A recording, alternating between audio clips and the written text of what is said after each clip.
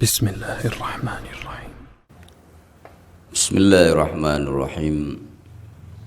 الحمد لله رب العالمين حمدا يوافي نعمه ويكافئ مزيده. أشهد أن لا إله إلا الله وحده لا شريك له وأشهد أن محمدا عبده ورسوله لا نبي بعده. اللهم صل وسلم على نبينا محمد وعلى آله وصحبه ومن تبعهم بإحسان إلى يوم الدين. أما بعد. Bapak Ibu hadirin jamaah salat subuh yang dimuliakan Allah, Assalamualaikum warahmatullahi wabarakatuh. Sekali lagi puja dan puji syukur tiada henti selalu kita haturkan kehadirat Allah Subhanahu wa taala atas sekian banyak kenikmatan dan karunia yang sudah dianugerahkan oleh Allah kepada kita, dan lebih bersyukur lagi saat kemudian anugerah kenikmatan itu bisa kita gunakan untuk semakin mendekatkan diri kita kepada Allah Subhanahu wa taala.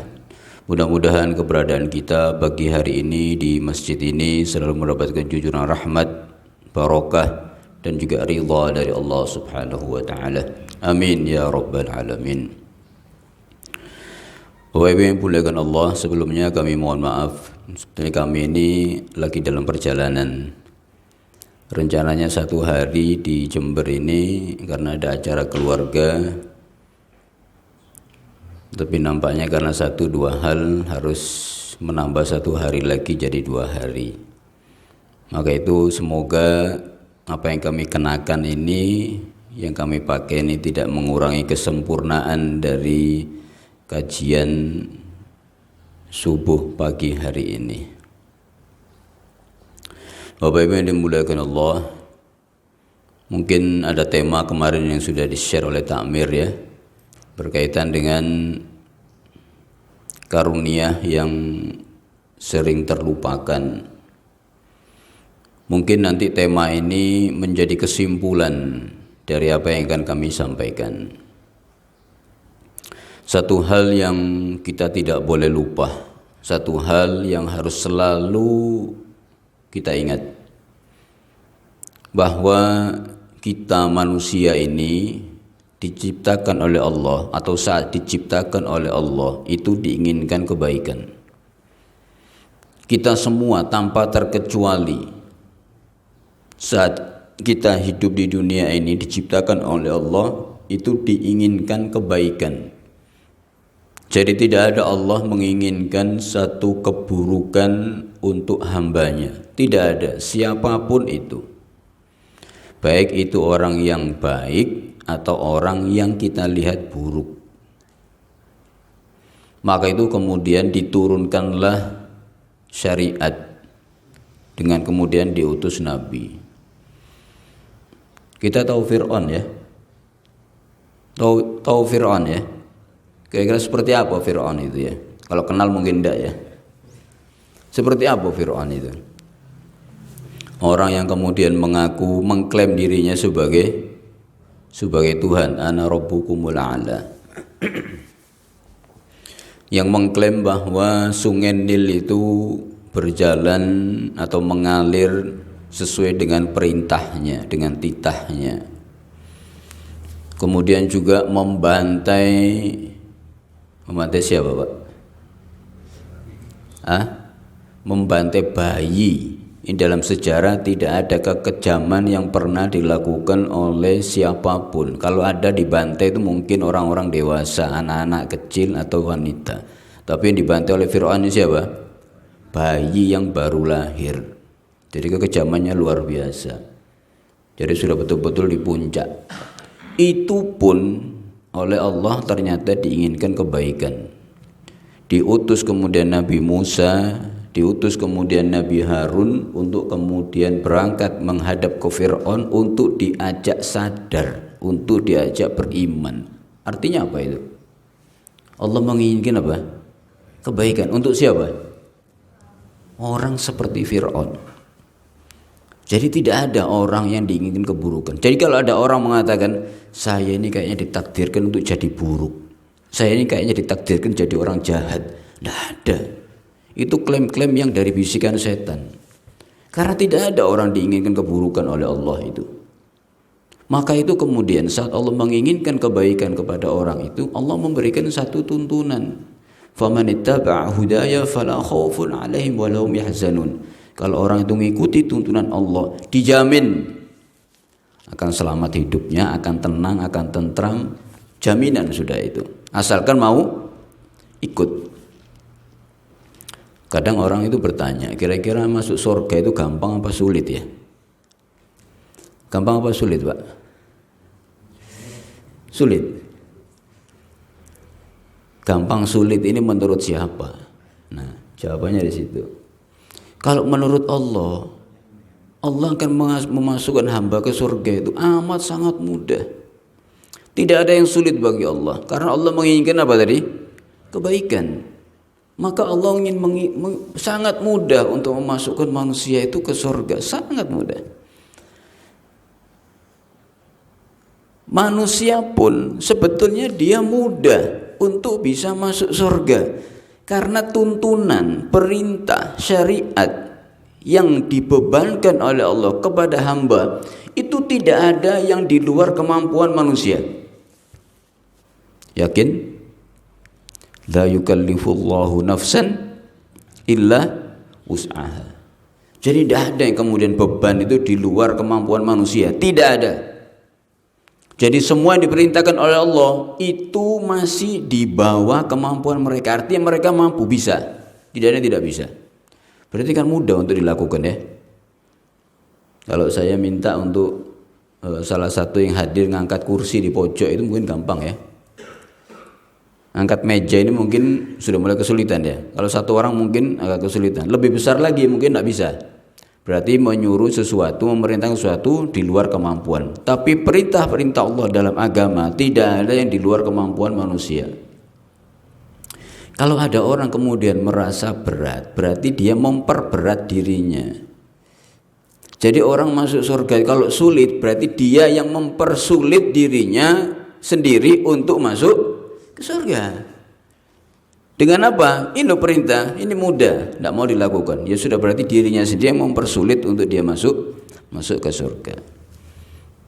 Nah, ini sekali lagi bahwa ada kebaikan-kebaikan yang diinginkan oleh Allah dan sudah diberikan oleh Allah, dan ini yang patut untuk kita sadari. Alam ini, kebetulan saya tadi kemarin pagi hadir juga di sini subuh kajian, mungkin masih ingat satu ayat bahwa alam ini diciptakan oleh Allah untuk siapa, Pak? Untuk kita manusia, ya kan? Untuk kita manusia. Silahkan untuk kemudian itu dinikmati, digunakan fasilitas itu. Ini bukti bahwa Allah itu sudah menyediakan semuanya. Kalau sudah semua kemudian diciptakan oleh Allah untuk kita sebagai manusia, berarti kan semua fasilitasnya sudah ada. Kita ini sering berdoa, Pak ya. Sering berdoa ya. Habis sholat doa enggak? Doa. Habis sholat doa, kemudian habis adzan juga doa. Menunggu antara qomat dengan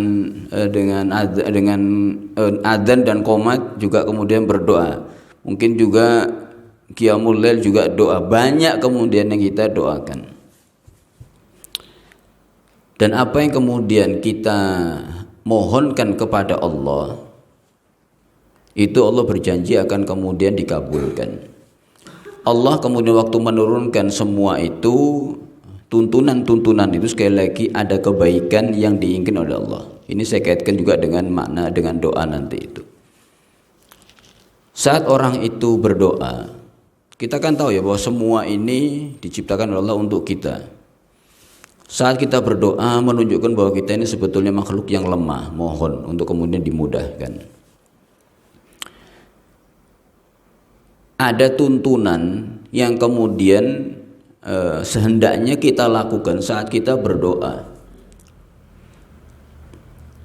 Kalau kita sudah tahu bahwa apapun ini sudah diberikan oleh Allah kepada kita, lalu kenapa kita berdoa? Berdoa itu menunjukkan bahwa yang pertama, saya punya Tuhan, Allah yang maha segala-galanya.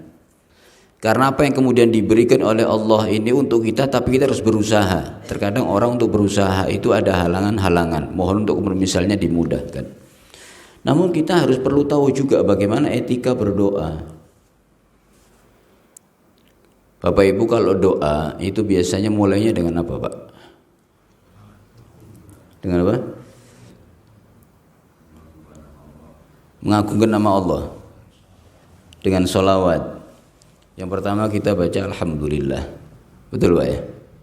Kemudian kita baca sholawat, lalu kemudian doa.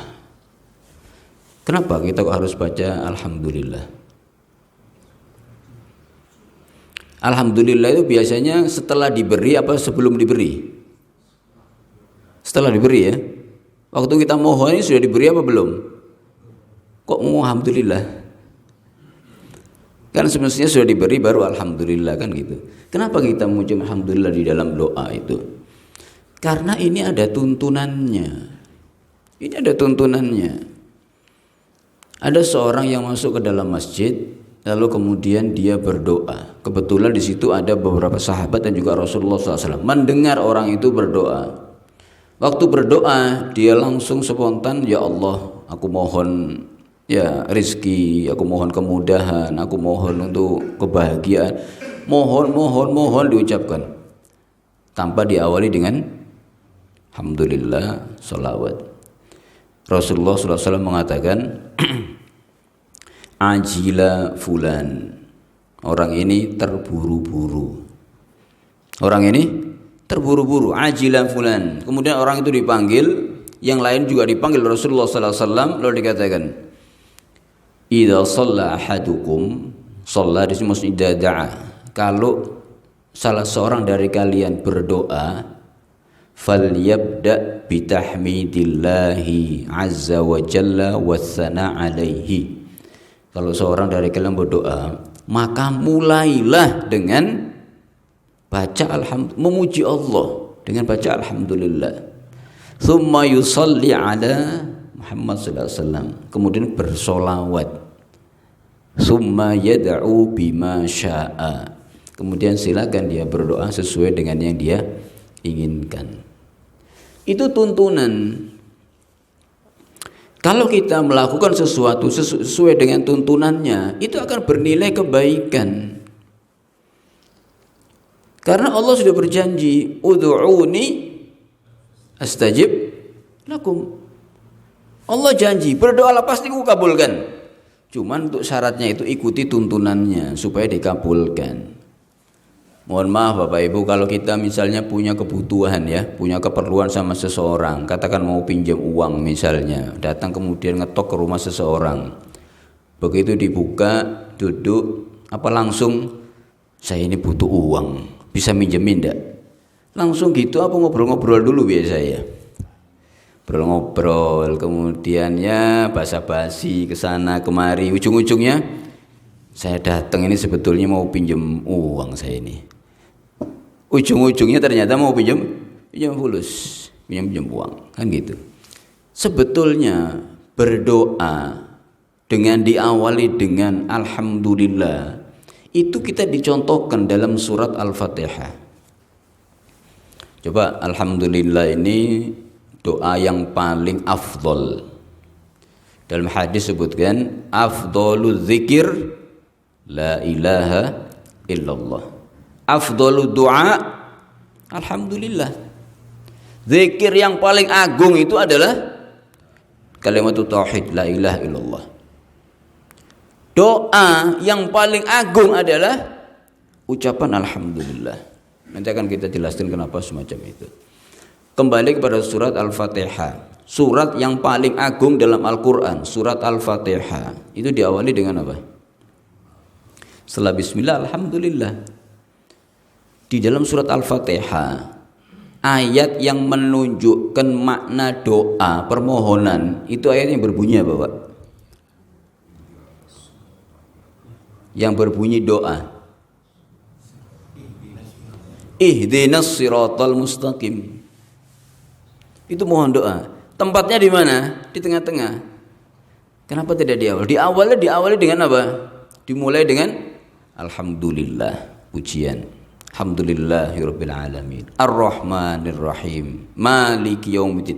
Pujian. Setelah memuji baru kemudian mohon, berdoa. Pernyataan bahwa kami iyyaka na'budu wa iyyaka nasta'in, mohon pernyataan tentang sesembahan, kemudian tidak mohon kecuali kepada Allah, lalu disampaikan permohonannya ihdinas siratal mustaqim. Itu tuntunan. Kenapa doa itu harus dengan alhamdulillah? Kenapa Rasulullah SAW mengajarkan kita untuk alhamdulillah saat akan kemudian kita mulai doa? Yang pertama, untuk menyadarkan kepada kita bahwa yang sudah kita terima itu banyak. Yang sudah kita terima itu sangat banyak. Dan itu tidak boleh dilupakan. Kalau kita mohon, misalnya minta sesuatu ya, minta rezeki misalnya. Kemarin sudah dapat rezeki enggak? Yang lalu-lalu sudah dapat rezeki bukan? Belum. Sudah. Menyadarkan kita, ya Allah, aku akan memohon kembali. Sekalipun kemarin sudah diberi dan banyak. Agar kita tidak lupa bahwa rezeki yang diberikan oleh Allah itu sudah banyak. Maka itu kemudian kita awali alhamdulillah, syukuri dulu yang sudah kami berikan. La in syakartum la azidannakum. Kita mohon doa meminta tambah. Kita doa ini berarti apa? Minta nambah, bukan berarti tidak pernah diberi. Waktu kita berdoa itu minta tambah, bukan berarti kita tidak pernah diberi lalu sekarang baru minta. Kemarin kita sudah diberikan sangat banyak dan mungkin itu tanpa permintaan kita sudah diberi oleh Allah. Waktu kamu sekarang mau minta lagi, sadari dulu bahwa kamu kemarin sudah saya berikan dan sudah banyak yang diberikan. Itu awal.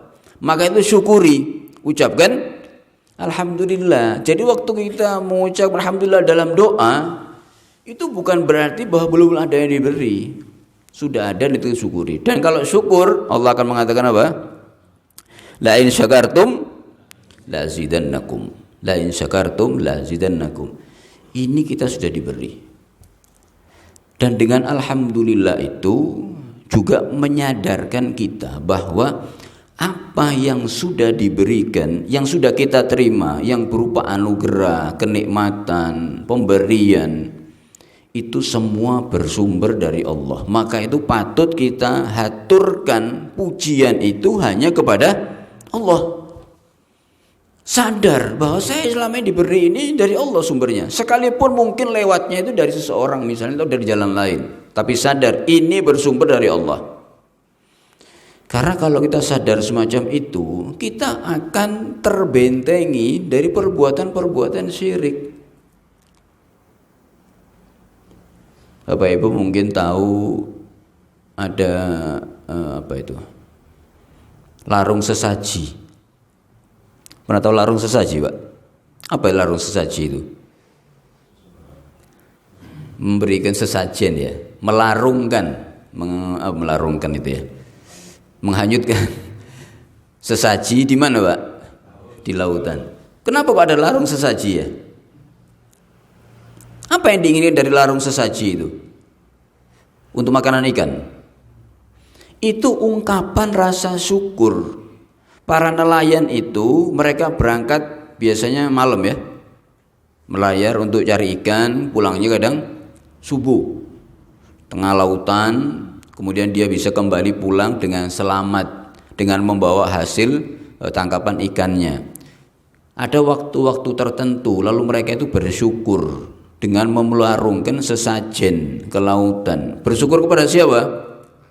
Lautan atau penghuni lautan atau Nyi Roro Kidul yang menjaga lautan. Saya selama ini berlayar dan kemudian dapat kembali dengan selamat dengan membawa hasil tangkapan ikan nelayan-nelayan itu. Lalu syukurnya kepada siapa?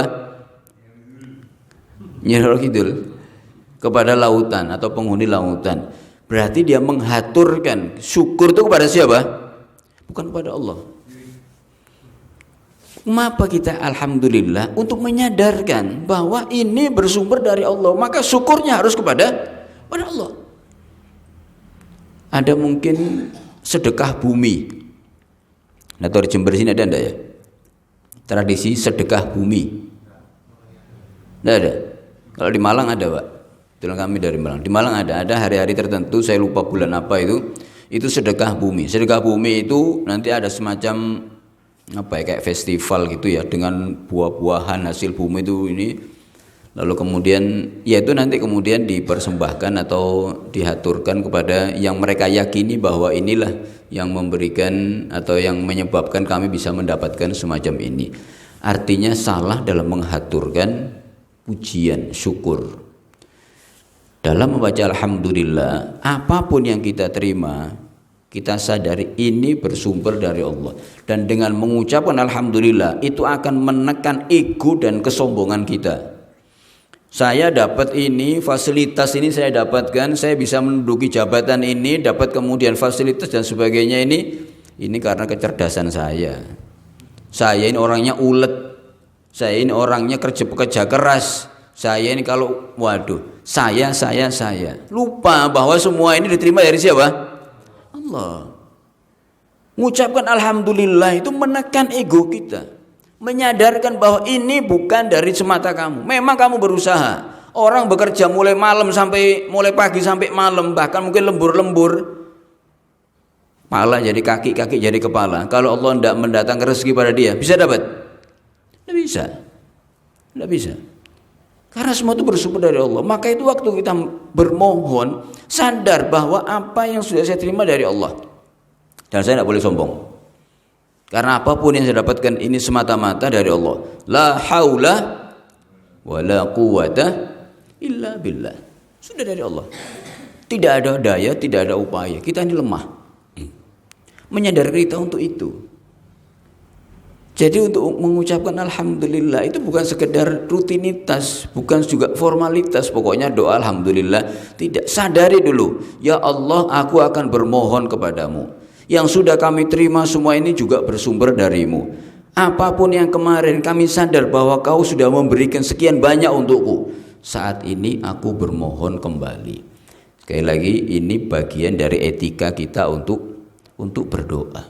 Dan kalau kita doa bermohon kepada Allah dengan mengucapkan alhamdulillah, sadar dengan karunia dan kita mendapatkan itu, maka ini akan membentengi kita, memberikan kita satu petunjuk untuk menggunakan nikmat itu dengan baik.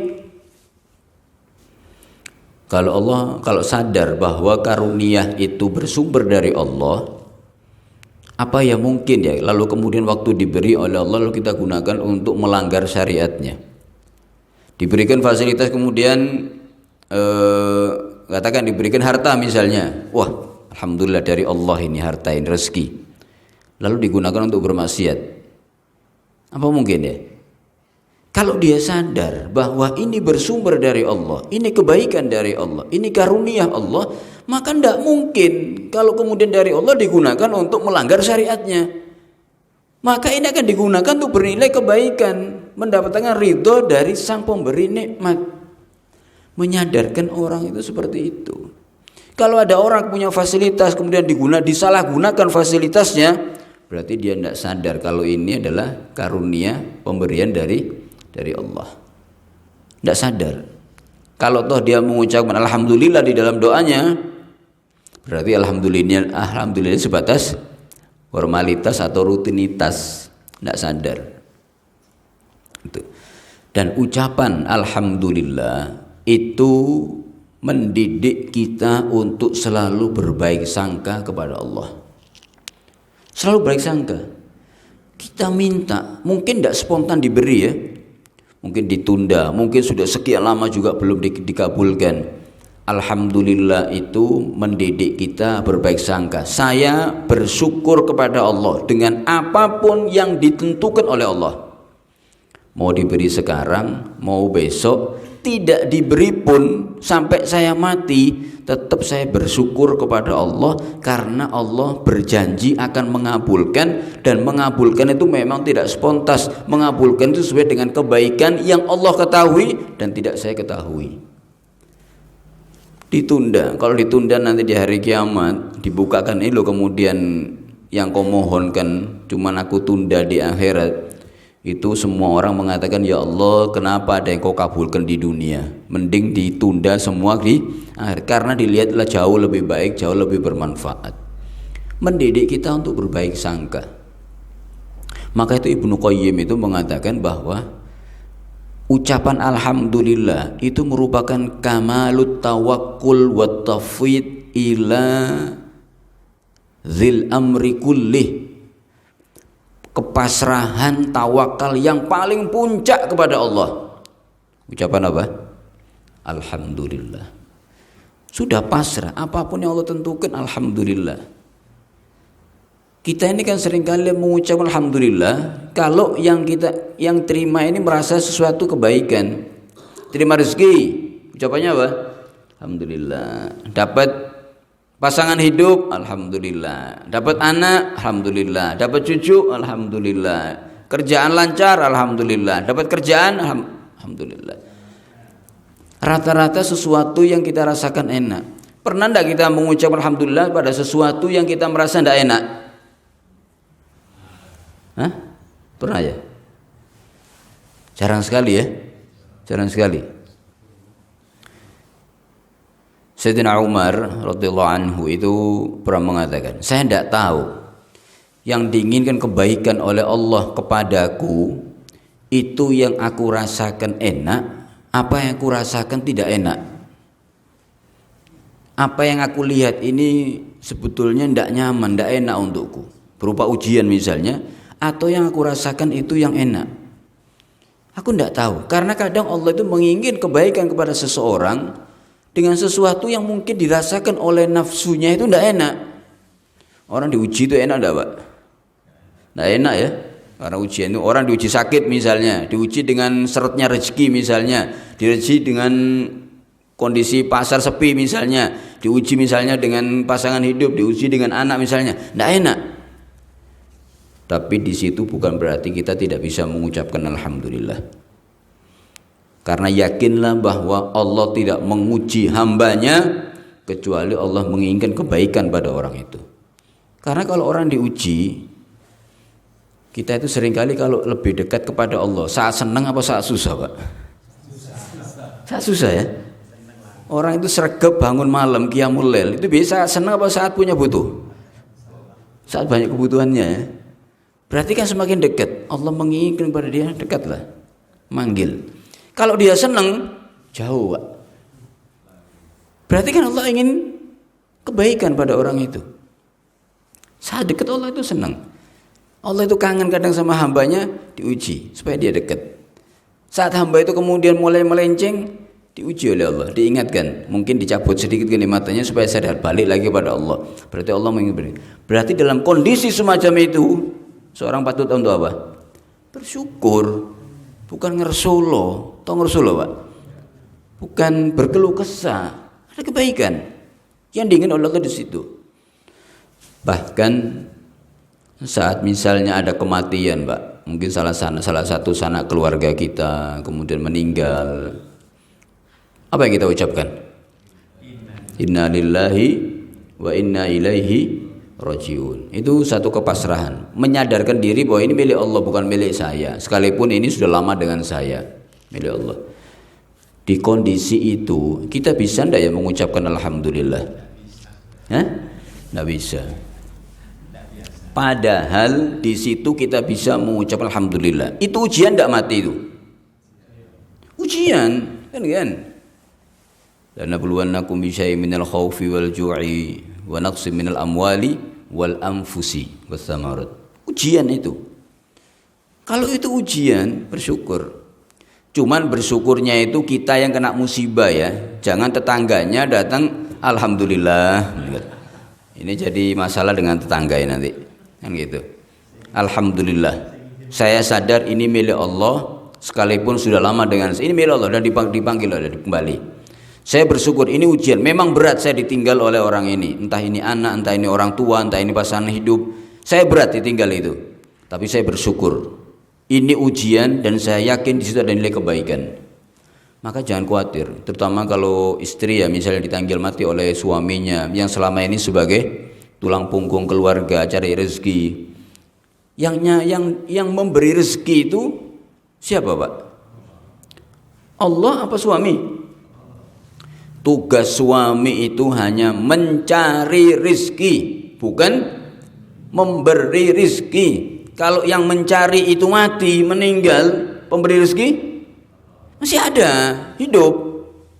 Jangan pernah kemudian, waduh, suami saya tidak kerja sebagai janda, anak saya sekian, gimana nanti rezekinya? Itu sudah suudzon dengan Allah. Karena Allah mau beri rezeki. Saya kenal satu orang, Pak, ditinggal mati oleh suaminya. Anaknya banyak, kalau salah 8 apa 9. Istrinya tidak bekerja. Tapi waktu suaminya hidup, punya sarang burung. Waktu suaminya meninggal, hidupnya istri, ini si janda ini dengan anak-anaknya. Siapa yang beri rezeki? Burung itu, Allah melalui burung. Jadi hidupnya sehari-hari, siapa yang beri rezekinya? Allah melalui burung. Coba. Jadi burung itu sudah tiap hari kemudian masuk dari situ, lalu kemudian keluar liurnya hasil dijual, sudah itu hidupnya dia. Suaminya ada? Tidak ada. Yang beri rezeki dia? Burung. Allah menggerakkan burung untuk kemudian selalu kemudian hidup. Pemberi rezeki itu ada. Jadi harus berbaik sangka. Sekali lagi alhamdulillah, itu bagian dari kita mengajar kita pada baik sangka.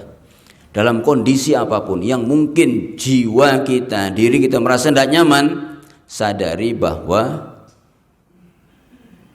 di situ ada kebaikan. Di situ ada kebaikan. Termasuk juga saat kita meminta, Pak ya, meminta, kita mengucapkan alhamdulillah, sekalipun tidak pernah diberi, katakanlah, tidak pernah diberi. Kita mengucapkan alhamdulillah itu bersyukur, ya Allah, aku ini masih bisa menghaturkan permohonan ini kepadamu. Itu syukur, Pak. Karena ada orang yang memohon tidak kepada Allah. Ada enggak? Kuburan kadang rame, ya kan? Kalau saya di Malang itu Gunung Kawi, itu jujukannya orang untuk cari rezeki. Saya dalam kondisi seperti ini, rezeki misalnya seret, sakit, ujian keluarga macam-macam, tapi saya masih bisa bermohon kepada Allah. Syukur enggak ini? Syukur. Kalau saya mohonkan ini kepada selain Allah dan itu syirik. Syirik itu sanksinya apa, Pak? Dosa yang tidak pernah bisa diampuni oleh Allah adalah syirik. Saat kita tidak melakukan kesyirikan dalam kondisi saya seperti itu, ini patut untuk kita syukuri. Artinya kita mendapat hidayah untuk kemudian kita masih dapat hidayah untuk kemudian bisa bermohon kepada Allah. Ini satu hal yang patut untuk selalu disyukuri, tidak boleh lupa. Kenapa sih kemudian kita kok setelah alhamdulillah itu baca sholawat? Kenapa baca sholawat, Pak? Kenapa harus ada sholawat di situ? Menyadarkan kita bahwa kenikmatan yang terbesar yang diberikan oleh Allah kepada kita adalah hidayatul Islam, yang membawa siapa? Rasulullah SAW. Mau punya fasilitas dunia seisinya, tapi kalau tidak ada Islam di dalam hati kita, bermanfaat? Sesaat dunia itu, Pak. Fasilitas kita punya dunia seisinya, dunia wa ma fiha, ada di tangan kita. Tapi kalau kita tidak punya Islam, berapa lama akan kita nikmati itu? Sesuai dengan usia kita. Katakan 100 tahun. Setelah itu 2 hari di neraka.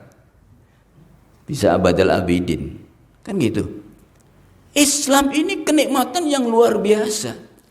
Saya diuji dengan sakit, saya diuji dengan apapun, selama ada Islam di hati saya, ini kenikmatan luar biasa. Jangan diukur dengan materi.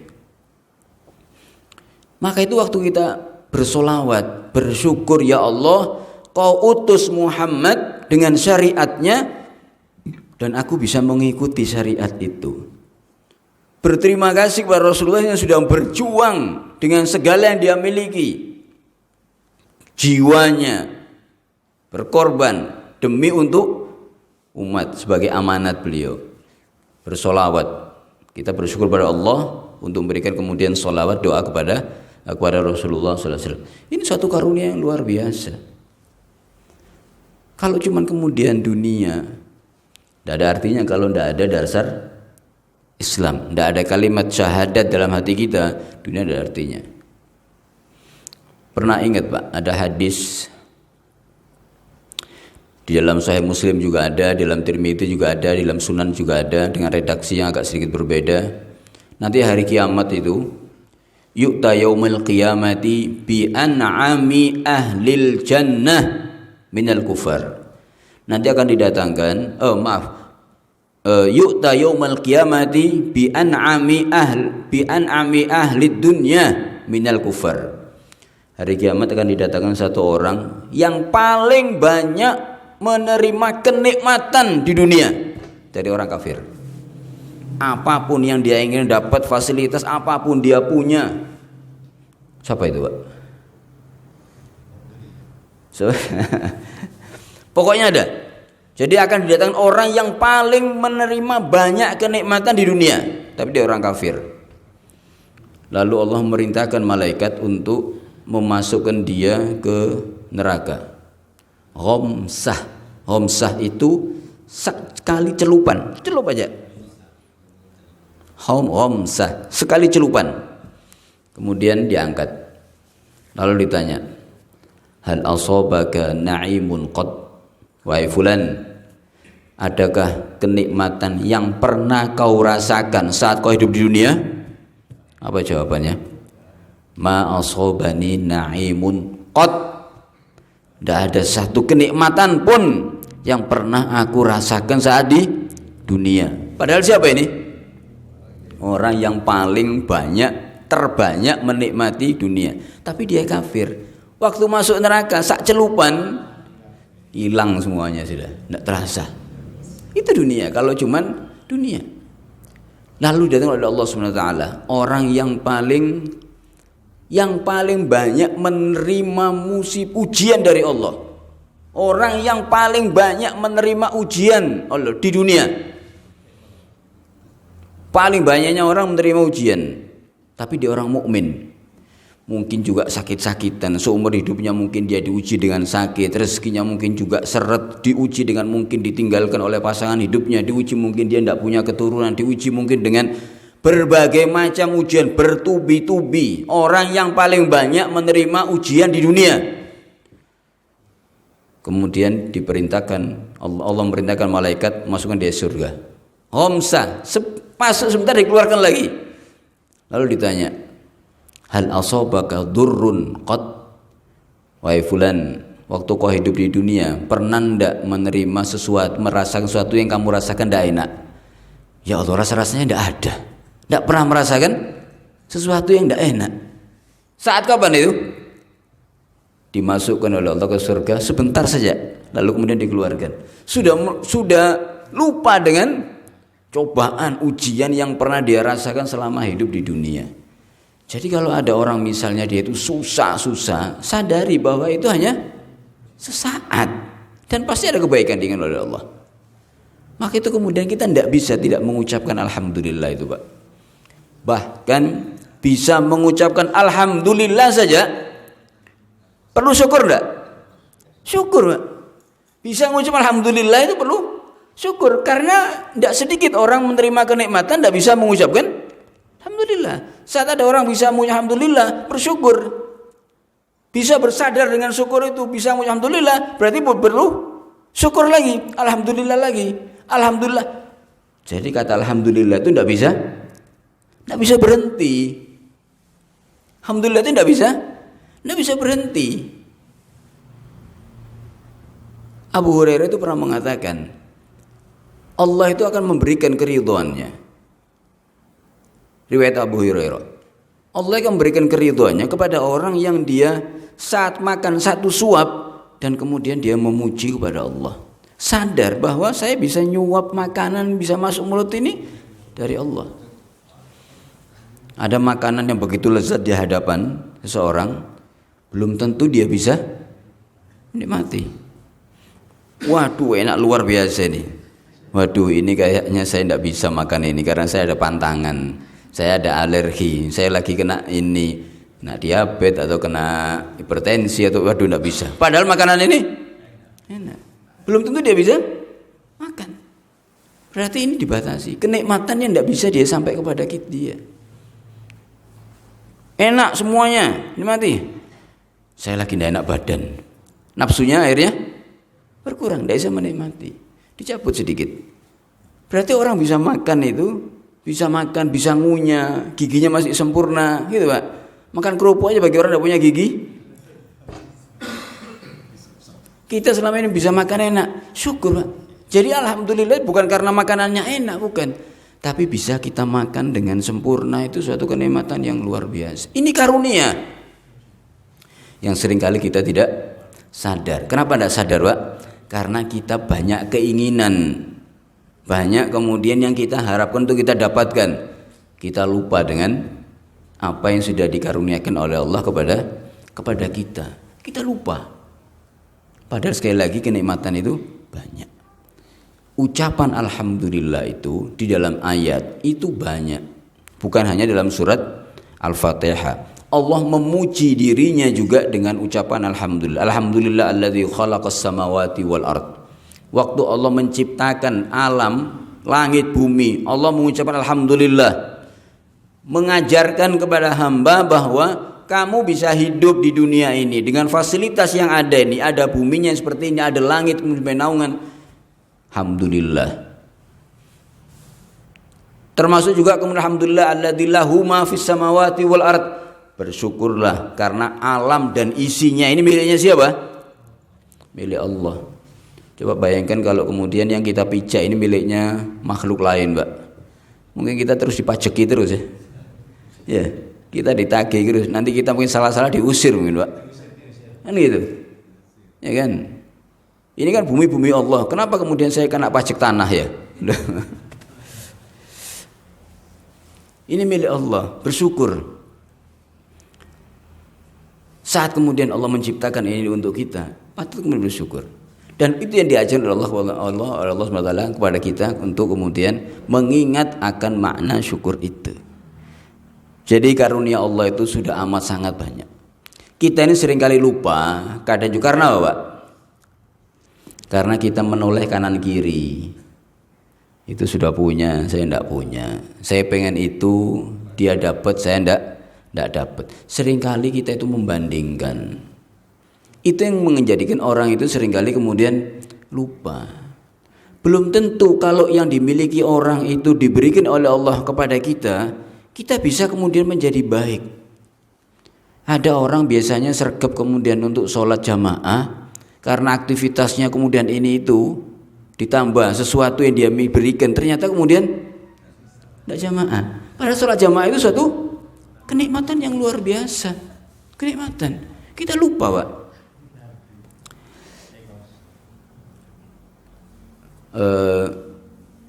Kadang fasilitas itu tidak selalu kemudian bisa membawa kepada kebaikan. Mohon untuk dapat pekerjaan misalnya, sergap sebelum dapat pekerjaan sergapnya luar biasa untuk ke masjid. Mohon karena pulang-pulang begitu dapat kerjaan sudah sibuk tidak datang lagi ke masjid. Itu kan sebetulnya Allah saat tidak memberi itu ada kebaikan yang diinginkan. Jadi jangan pernah kemudian kita irikan apa yang dimiliki orang lain karena kita tidak tahu itu kalau saya terima kira-kira baik tidak untuk saya. Ada orang diuji dengan kekurangan rezeki, dengan kemiskinan. Ada orang diuji dengan kekayaan. Milih mana, Pak? Diuji dengan kaya atau diuji dengan miskin? Kayaknya tidak ada yang pengen diuji dengan miskin ya. Ada orang, satu orang, Pak. Dia itu seret sekali rezekinya. Saya diuji oleh Allah dengan kondisi rezeki saya seperti ini. Mbok ya Allah sekali-kali nguji saya dengan kekayaan gitu loh. Saya yakin saya bisa nanti menggunakan kekayaan itu dengan baik. Karena belum nerima. Belum tentu kalau sudah nerima itu karena keinginan sebelum dia nerima. Kalau sudah nerima belum tentu bisa. Karena contohnya sudah Sudah ada itu. Jadi sebetulnya tidak usah kita ikut campur dalam membuat soal ujiannya. Sudah, biar ujian itu Allah yang buat sudah. Kita terima aja. Tidak usah jadi saya mau jadi panitia ujiannya Allah. Ini saya uji ini ya Allah, ini berikan ujian. Tidak usah sudah. Biar Allah yang menguji. Karena Allah yang lebih tahu dengan kondisi hamba masing-masing. Jadi sekali lagi kaitkan dengan kata alhamdulillah itu dengan selalu mengingat dengan banyaknya karunia. Kita bisa duduk di sini, ini karunia bukan, Pak? Nikmat bukan, Pak? Apa nikmatnya? Makanan tidak ada, mohon maaf. Senin ini ya.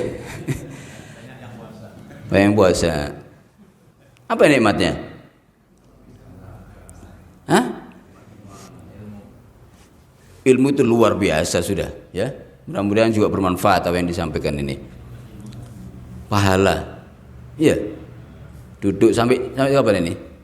Syuruk, ya kan? Mulai subuh sampai syuruk. Apa nilainya, Pak? Hah? Seperti umroh, haji, tamah. Berarti berapa nilainya tuh, Pak?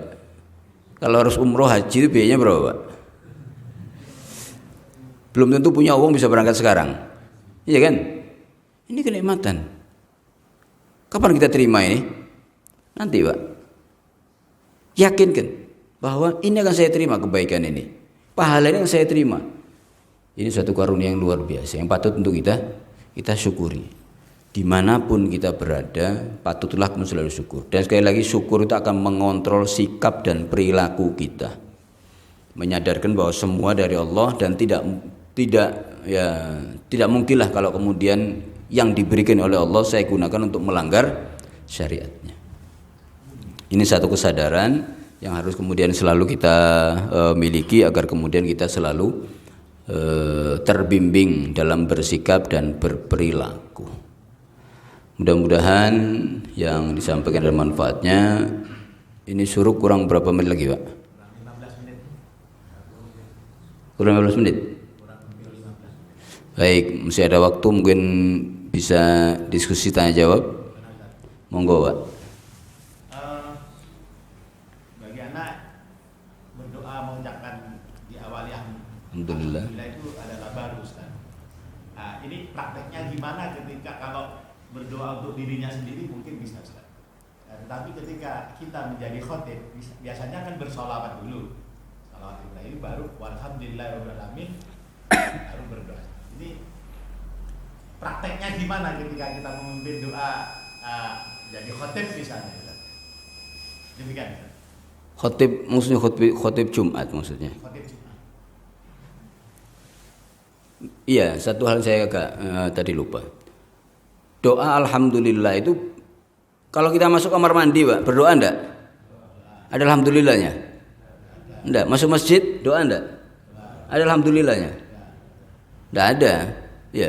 Keluar masjid ada alhamdulillah. Makan ada doa-doa memang yang tidak dibarengi dengan alhamdulillah. Itu bagian tuntunan. Ada yang kemudian doa itu yang kita kemudian mohonkan dengan alhamdulillah. Ada doa yang kemudian paten yang itu kemudian rutinitas itu yang kemudian tidak dibarengi dengan alhamdulillah, tapi bentuknya permohonan. Saat kita masuk kamar mandi, isinya adalah mohon agar kemudian tidak diganggu oleh penghuni kamar mandi itu. Jadi ada itu. Di dalam doa kita saat kemudian khutbah juga kita perlu membaca alhamdulillah. Misalnya di khutbah kedua selesai, khutbah kedua pertama selesai, khutbah kedua kemudian alhamdulillahirabbil alamin wassalatu wassalamu ala rasulillah wa ala alihi wasallam wala, kemudian Allahumma ighfir lil muslimina wal muslimat dan seterusnya. Kemudian ditutup juga dengan alhamdulillah dan kemudian sholawat. Bukan berarti itu menyalahi tuntunan, tidak, justru kemudian doa itu hendaknya diawali dengan alhamdulillah, ditutup juga dengan alhamdulillah. Jadi ada tuntunan memang yang kemudian perlu kita ucapkan dengan alhamdulillah. Ya apalagi kemudian itu doa untuk orang lain ya, yang kita mohonkan juga untuk doa itu untuk diijabah dikabul oleh Allah Taala. Dan doa supaya doa kita juga diterima itu cobalah juga berdoa untuk orang lain. Imam atau khotib saat dia berdoa untuk orang lain itu kan sebetulnya juga mengharap untuk doa itu kebaikan untuk apa ya? Sendiri. Saya berdoa mudah-mudahan semua urusanmu dimudahkan. Apa yang doa ini tidak berharap urusan dia juga dimudahkan? Mudahkan. Mudah-mudahan rezekinya lancar. Apa dia tidak berharap rezekinya untuk lancar? Mengharap juga semacam itu. Doa untuk saudara kita itu lebih mustajab, ya, karena di situ ada malaikat yang mengamini dan juga mendoakan. Mudah-mudahan kamu juga dapat seperti itu. Dapat apa? Dapat seperti yang kamu doakan untuk saudaramu. Maka itu jangan berdoa keburukan. Mudah-mudahan celaka orang itu. Malaikat bilang apa? Mudah-mudahan kamu juga. Udah itu. Jadi tidak ada baiknya orang berdoa keburukan. Itu hanya memuaskan nafsu. Memuaskan nafsu. Berdoa keburukan orang lain karena kebencian, karena tidak suka, itu hanya memuaskan nafsu. Dan malaikat mengatakan, dan kamu juga dapat seperti itu. Kira-kira doanya malaikat mustajab tidak? Mustajab. Jadi ya seperti itu. Jadi memang ada doa nanti yang memang tidak perlu diawali dengan alhamdulillah, seperti doa ya rutinitas. Karena Rasulullah itu mengajarkan itu juga semacam itu. Jadi masuk kamar mandi misalnya, keluar kamar mandi tidak ada kemudian di situ doa alhamdulillahnya. Sekira seperti itu, Pak. Nggih, monggo, Pak.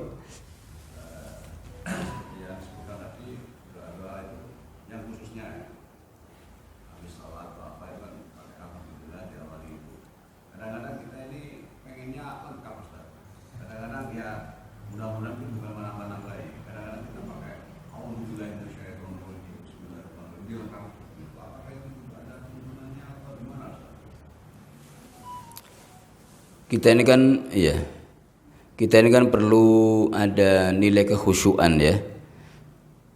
Seringkali kita doa, angkat tangan dengan mengangkat tangan berdoa, tapi pikiran kita mana-mana. Kita berdoa sampai tuntas. Kok bisa ya? Padahal pikirannya di luar, karena sudah rutinitas, sudah ngeluar ngalir gitu aja, pikiran kita di mana-mana. Saat ada orang kemudian mengawali dengan kata a'udzubillahi minasyaitonirrajim, harapannya apa? Saya berdoa ini jangan ada yang ganggu. Karena seringkali setan itu mengganggu orang, bisikkan, kemudian was-was, kemudian juga melupakan dan sebagainya. Saya mau khusyuk. Saya baca bismillah juga ada. Jangan pernah kita kemudian ini tidak ada tuntunannya, tidak boleh. Kadang ada tuntunan sifatnya itu umum, Pak. Tidak kemudian secara khusus. Kalau kita membaca misalnya, karena ada juga hadis yang mengatakan kulu amrin dzibalin la yubda bi bismillah fahuwa abtar. Sesuatu yang tidak diawali dengan bismillah maka dia terputus, artinya tidak ada gunanya. Maka dia ada dengan hadis itu mengawali dengan misalnya bismillah, alhamdulillah, kemudian sholawat, tidak apa-apa, tidak ada salahnya, karena semua itu baik. Karena kita bismillah itu apa sih artinya? Dengan nama Allah, dengan nama Allah. Jadi gunakan seperti itu. Memang dalam hadis saya sebutkan tadi itu, saat orang berdoa, dia sama sekali tidak mengucapkan pujian kepada Allah, tidak tahmid, tidak juga sholawat. Tiba-tiba langsung kemudian minta. Rasulullah memberikan tuntunan. Kita doa misalnya Bismillahirrahmanirrahim, alhamdulillah, boleh. A'udzubillahi minasyaitonirrajim, Bismillahirrahmanirrahim juga boleh, karena kita punya tujuan.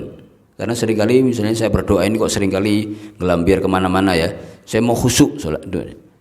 Itu baik, Pak. Itu baik. Jadi ada dalil umum ya, dalil umum, ada juga kemudian dalil yang khusus. Saat kita melihat seseorang untuk kemudian melakukan sesuatu, ini tidak ada dalilnya. Mungkin dalil khusus tidak ada untuk itu, tapi dalil umum itu ada. Jadi kita juga tidak boleh gegabah ya untuk mengatakan orang ini salah karena dalil itu tidak ada untuk itu, karena kadang ada dalil umum yang bisa digunakan untuk melakukan itu. Saya kira seperti itu, Pak ya. Ada yang lain, Pak? Ya. Bisa ada yang lain?